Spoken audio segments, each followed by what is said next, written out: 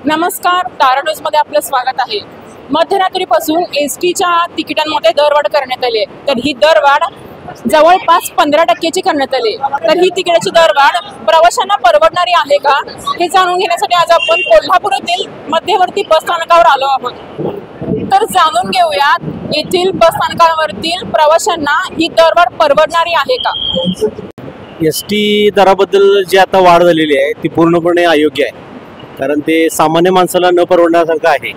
म्हणजे जर विचार केला, सामान्य माणसाचं जर त्याचं उत्पन्न बघितलं दिवसाकाठी ते 200 ते 250 रुपये आहे, आणि जर त्याला प्रवास करून जावं लागत असेल त्याच्या कामासाठी तर त्याला ते परवडण्यासारखं नाही आहे। त्यामुळं हा अयोग्य वाटते। म्हणजे काही स्तरांना परवडण्यासारखं आहे, पण इकडं तुम्ही काय करता, महिलांना 50% आरक्षण देता आणि इकडं म्हणजे कॉमन ठिकाणी तुम्ही दरवाढ करता, त्यामुळे म्हणजे बॅलन्सिंग वाटत नाही।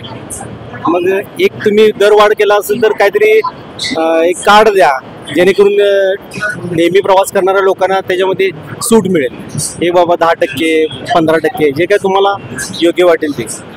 आणि ह्या ज्या गोष्टी झालेल्या आहेत त्या इलेक्शन पूर्वी झाल्या असत्या तर काय वाटलं नसतं, पण आता इलेक्शन झालं आणि इलेक्शन नंतर तुम्ही दरवाढ करताय। फक्त एसटी तिकीट असं नाहीये, प्रत्येक गोष्टी तुम्ही दरवाढ केलेली आहे। प्रश्न आहे फक्त सामान्य माणसाचा, सरकार कुणासाठी जास्त महत्वाचं आहे, कुणासाठी हिताचं आहे, सामान्य माणसासाठी। आज ज्यांचे चांगले पगार आहेत किंवा ज्यांचं व्यवसाय चांगले आहेत, चांगलं उत्पन्न आहे, त्यांना याचा काही फटका बसत नाही। त्यामुळं दरवाढ ही अयोग्यच आहे। तुम्ही सांगता रिझन काय की डिझेलचे दर वाढले, पण डिझेलचे दर का वाढले, डिझेलचे दर का कमी होत नाही, हे सरकारच्या हातात आहे ना। कारण एसटीतून जे उत्पन्न मिळते त्यातल्या फॅसिलिटी पण तेवढ्या मिळत नाही। अजून बऱ्याच जुन्याच एसटी आम्ही वापरायला लागलो। खेडेगाव जर गेलात तुम्ही, चांगल्या अशा म्हणजे न बसण्यासारख्या एसटी आहेत, पण प्रवासी काय नाईलाजाने प्रवास करतात आणि त्यांच्या रोजीरोटीसाठी प्रवास करणं त्यांना भाग्यच आहे, म्हणजे त्यांना पर्यायच नाही। त्यामुळे हे एसटीचा दरवाढ हे अयोग्य आहे, दरवाढ कमी पाहिजे। सामान्य माणसाला हे परवडण्यासारखं नाही आहे। आता मी एज्युकेटेड आहे, त्यामुळे मला या गोष्टी कळतात। बरेच लोक म्हणजे आता तुम्ही खोलवर एखाद्या कुठल्या तरी प्रोजेक्टमध्ये शासनाचे गेलात तर तुम्हाला तिथं अहिताचे निर्णय दिसतील आणि काही ठिकाणी कामं पण झालेली नाही। तरी सुद्धा आपण काय म्हणतोय, ठीक आहे आपण वोटिंग केलं, वोटिंगमुळे ज्या काय रिझल्ट आले त्या रिझल्टबद्दल मला काय बोलायचं नाही आहे, पण ठीक आहे रिझल्ट आम्ही ॲक्सेप्ट केलेत, पण निदान ॲटलिस्ट ज्या कॉमन माणसाला ज्या काही गोष्टी आवश्यक आहेत त्याचे, आता भाजीचे दर वाढले आहेत, डाळ्यांचे दर वाढलेले आहेत, प्रवास खर्च तुम्ही वाढवताय, गॅस सिलेंडर वाढलेला आहे, बेसिक गरजा ज्या आहेत सामान्य माणसाच्या ते सगळ्याच वाढलेले आहेत। त्यामुळे काय सरकारकडनं काहीतरी फायदा होईल, फायदा दुसऱ्याला व्हायला लागलाय, सामान्यपेक्षा दुसऱ्याला व्हायला लागलाय। त्यामुळे काय शक्यतो काय इलेक्शनच्या मला म्हणायचं काय, इलेक्शनमध्ये झालेला खर्च भरून काढण्यासाठी सुद्धा कदाचित प्रत्येक गोष्टी दरवाढ केलेला आहे, साहजिकच आहे। कारण इलेक्शन नंतरच दर का वाढतात, इलेक्शनच्या अगोदर का दर वाढत नाही।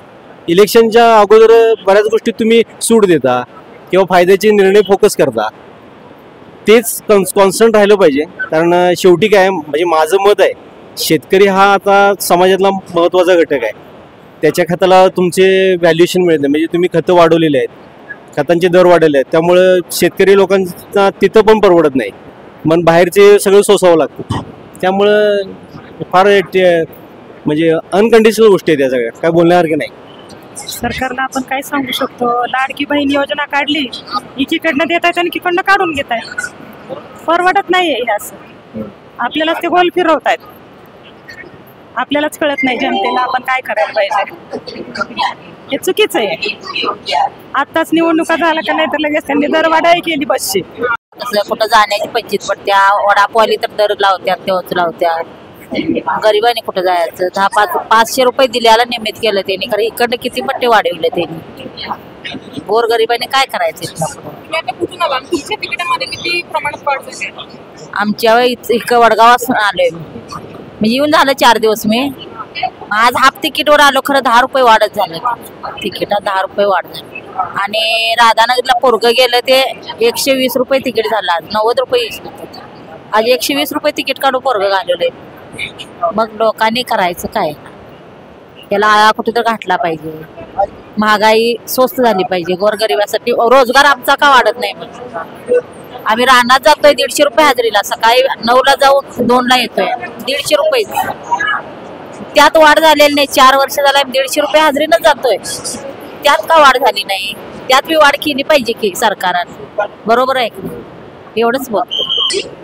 काय माहित आहे का, राजकारण्यांचं अलीकडं काय होतं की आपला स्वार्थ साधण्याच्या वेळेला लोकांना अनेक सोयी सवलती जाहीर करून त्यांना आपल्याकडे वळवलं जातं आणि आपला कार्यभाग साधल्यानंतर त्यांना त्यांचं काय होईल याचा न विचार करता ते आपापले निर्णय आपल्या पद्धतीने घेत असतात. सध्या बस दरवाढ झाली आहे, एसटी तिकिटामध्ये वाढ झाली, तर तुम्ही त्याच्याबद्दल काय सांगाल? तुम्हाला परवडणार आहे का ते? नाही नाही, एकीकडे तुम्ही लाडक्या बहिणीचे पैसे देता आणि एकीकडे दर वाढवताय, त्यात काय मग? त्यापेक्षा द्यायचंच नाहीत लाडक्या बहिणीचे पैसे. तुम्ही आता कुठून येता आणि तुमच्या तिकिटामध्ये किती टक्क्यांनी वाढ झाली असं? मी बीड वडगाववरून येते. आधी 15 रुपये तिकीट होतं, आता 19 रुपये झालं. 6 रुपयाची वाढ. कुठेतरी प्रवाशांना तिकीट दरवाढ ही परवडणारी नसून त्यांच्या खिशाला कात्री लागणारी आहे, अशा पद्धतीच्या प्रतिक्रिया प्रवाशांकडून उमटत आल्या. तर कॅमेरामॅन रविराज कांबळेसह मी सीमा रामाने, तारा न्यूज, कोल्हापूर. बाळ, फ्रीजमधून श्रीखंड काढ ना. आम्ही पूर्वी घरीच बनवायचो श्रीखंड, त्याची चवच वेगळी होती. आता काय सगळं रेडीमेड. आजी, हे श्रीखंड खाऊन बघ. आज तुझ्या आईनं घरीच बनवलं की काय? हे आहे गोकुळचं श्रीखंड. अगदी जिभेवर रेंगाळणार. जिभेवरच नाही तर मनावरही रेंगाळणार. गोकुळ श्रीखंड, मनावर रेंगाळणार.